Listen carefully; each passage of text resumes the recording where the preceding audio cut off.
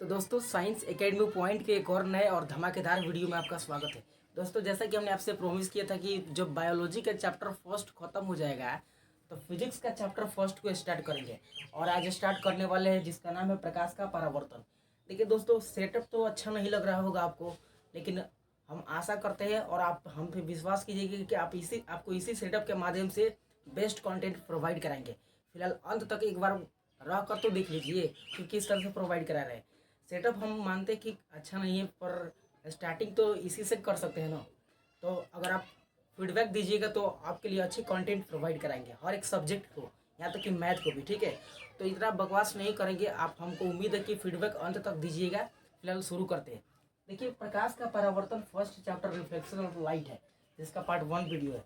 तो सबसे पहले हम समझेंगे शुरू से कि प्रकाश आखिर होता क्या है। ठीक है, प्रकाश का मतलब होता है लाइट, इंग्लिश में बोलते हैं। प्रकाश एक ऊर्जा का रूप होता है। क्या ऊर्जा होता है? तो ऊर्जा का रूप होता है। कैसे प्रकाश ऊर्जा का रूप कैसे होता था आपको हम समझाए कि देखिए केरोसिन तेल जिससे हम लालटेन जलाते हैं चुकी में, या पुराने जमाने में, या बाइक चला रहे थे जिसके अंदर पेट्रोल डीजल था, मशीन चला रहे थे जिसके अंदर कोई ना कोई ऑयल या तेल डाला करते थे हम लोग। तो तेल ये जितना भी है ना, तेल ये सब क्या है? केमिकल है एक तरह से। ये केमिकल ऊर्जा का रूप होता है। परंतु जब इसको किसी यंत्र में डालकर चलाते हैं ना, या जलाते हैं, जैसे लाइट जला रहे थे हम, ठीक है, तो ये किस में बदल जाता है? तो प्रकाश ऊर्जा में बदल जाता है एक तरह से। ठीक है, तो हम कह सकते हैं कि प्रकाश ऊर्जा का एक रूप है जो एक माध्यम से दूसरे माध्यम में ट्रांसप्लांट या बदल सकते हैं, चेंज कर सकते हैं। समझ रहे हैं? अब प्रकाश जिस वस्तु पर पड़ता है उसको देखने योग्य बना देता है। कहने का मतलब यह है कि जब हम टॉर्च जलाते हैं ना, तो टॉर्च से निकला प्रकाश किसी वस्तु पर पड़ के उससे टकरा कर हमारी आंख पर पड़ता है, तब उस वस्तु को हम देख पाते हैं। तो हम बोल सकते हैं कि प्रकाश किसी वस्तु पर जब पड़ता है ना, तो उसको देखने योग्य बना देता है। बात समझ रहे हैं? तो ये चीज़ नोटिस कीजिएगा। ठीक है, अब और बोल सकते हैं कि प्रकाश जिन स्रोतों से निकलता है जिसको हम लाइट स्रोत बोल सकते हैं, लाइट सोर्स।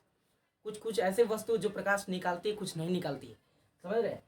तो उन स्रोतों को हम 2 पार्ट में डिवाइड कर सकते हैं।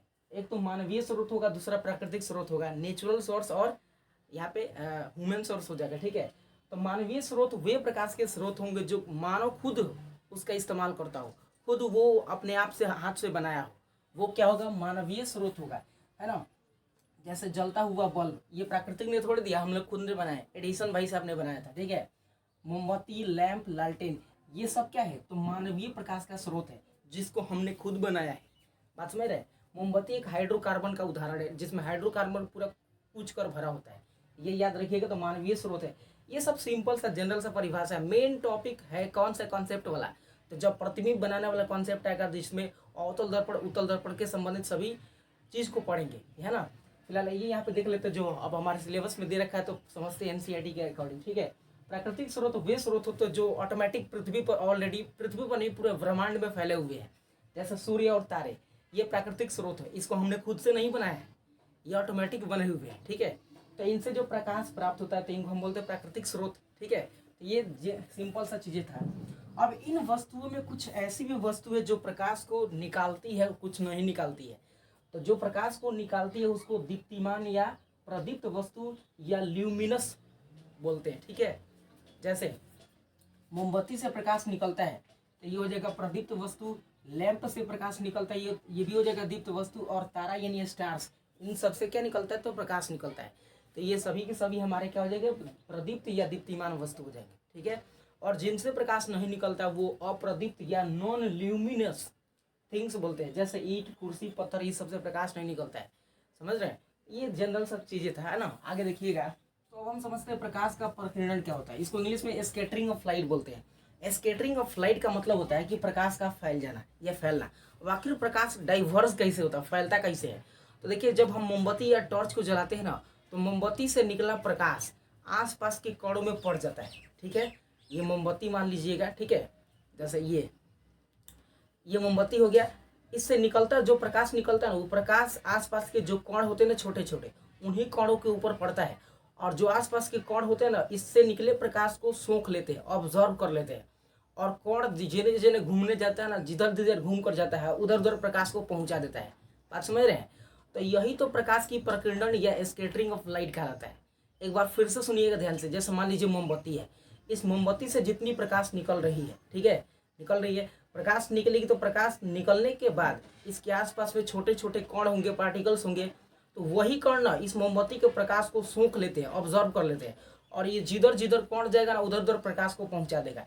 इसी को बोलते हैं स्कैटरिंग ऑफ लाइट, यानी बोल सकते हैं कि प्रकाश का सभी दिशाओं में फैलना स्कैटरिंग ऑफ लाइट कहलाता है। ठीक है, जैसा कि यहाँ पे आप देखिएगा एक छोटा सा हमने डायग्राम बनाया है, ये स्कैटरिंग ऑफ लाइट का उदाहरण है। ये मेन एक पॉइंट हो गया जो जहाँ से प्रकाश निकल रहा है। अब इससे ना बहुत सारे प्रकाश की किरणें अलग अलग दिशाओं में छिट गई है। हम इसको ऐसे बना सकते हैं। ठीक है,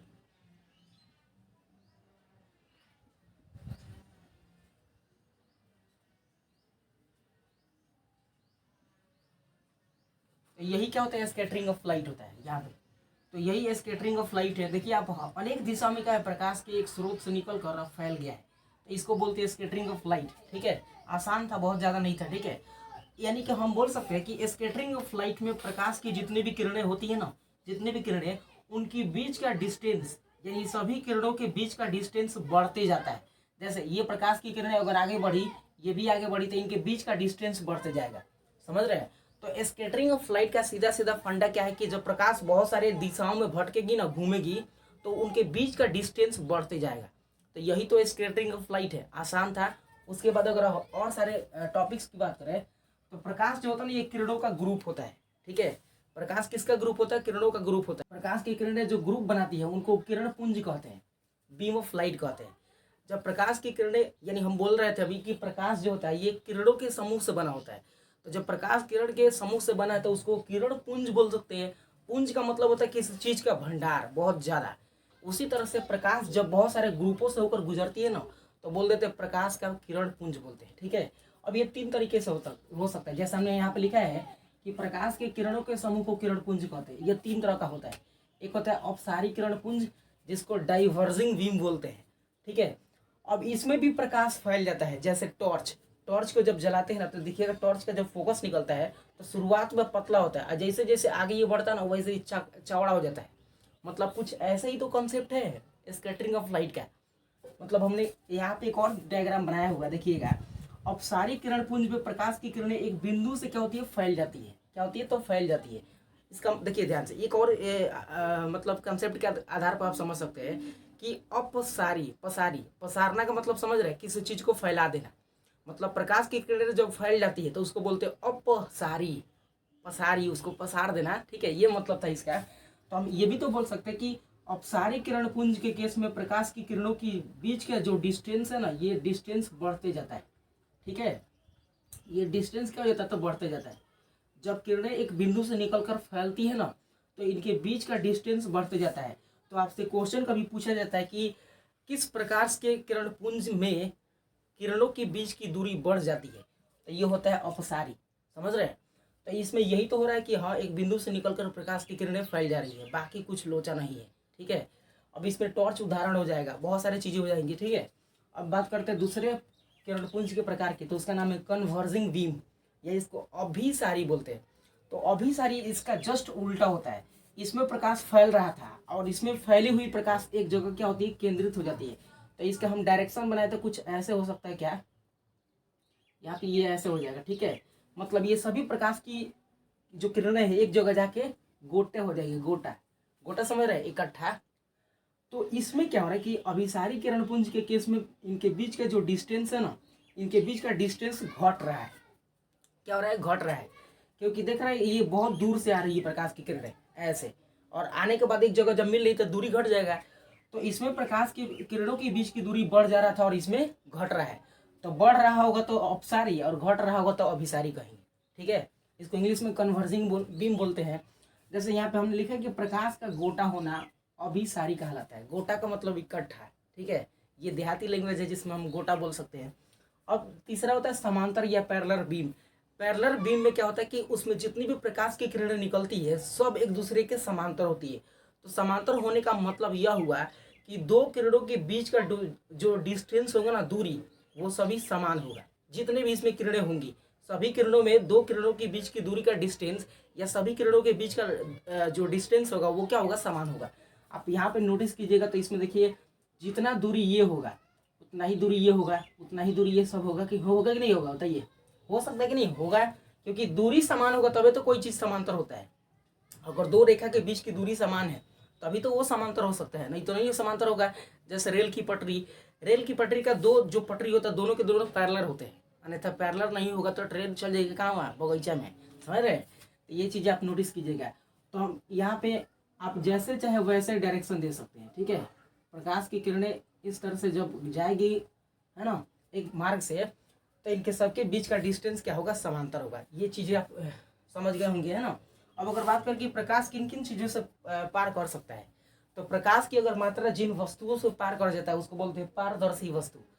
प्रकाश पार कर जाएगा तो पारदर्शी, मतलब पूरा प्रकाश पार कर गया तो पारदर्शी। जैसे जिनमें प्रकाश पार कर सकता है, जैसे कांच हो जाएगा, पानी, हवा, ये सब हो जाएगा। सूर्य से प्रकाश जितना भी निकलता है ना, सभी प्रकाश हवा के माध्यम से गुजरते हुए पृथ्वी पर आ जाता है ना। अधिकांश छनाइया जाता है, ठीक है, ओजोन परत के माध्यम से। तो प्रकाश जब किसी माध्यम से पार हो जाता है ना पूरा, उसको बोलते हैं पारदर्शी, ठीक है।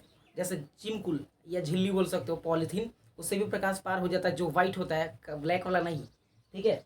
प्रभासी का मतलब होता है जिसको इंग्लिश में ट्रांसलूसेंट बोलते हैं, इसको ट्रांसपेरेंट बोलते हैं, इसको ट्रांसलूसेंट बोलते हैं, ठीक है। जिससे प्रकाश थोड़ा थोड़ा पार हो, जैसे बैलून, रबड़ और कांच या चमड़ा, स्किन, इससे प्रकाश बहुत कम पार होगा, ठीक है, बहुत कम।